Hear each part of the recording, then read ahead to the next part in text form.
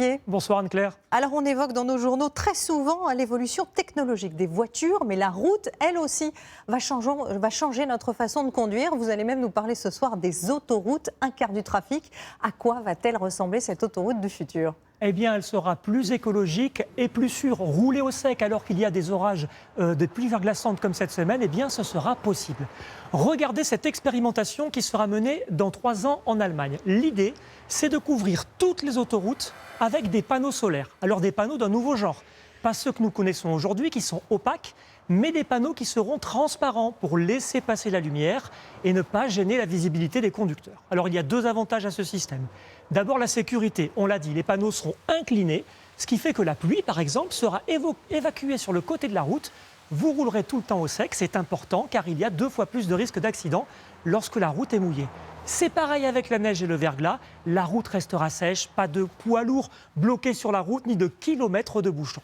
L'autre avantage, évidemment, il sera écologique. Avec ces panneaux solaires, les 13 000 kilomètres d'autoroutes équipées en Allemagne pourront fournir un tiers de la consommation annuelle des 83 millions d'habitants. C'est énorme. Didier, on pourra aussi recharger sa voiture en roulant, plus besoin de s'arrêter aux stations-service.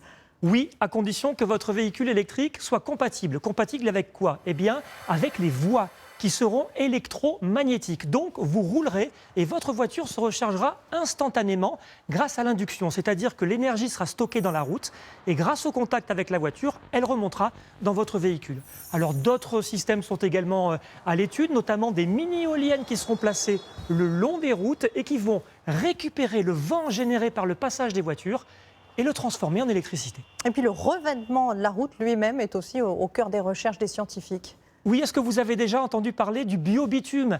Eh bien, des chercheurs du CNRS sont en train de travailler sur un bitume à base de microalgues. Alors, il aura les mêmes caractéristiques que le bitume que l'on connaît, la couleur, l'adhérence, la réduction du bruit qui progresse beaucoup en ce moment, mais il sera beaucoup moins polluant. Et puis une autre expérimentation a déjà été menée, elle, mais sur toute petite échelle aux Pays-Bas, avec de la peinture luminescente qui a été utilisée pour peindre le marquage au sol.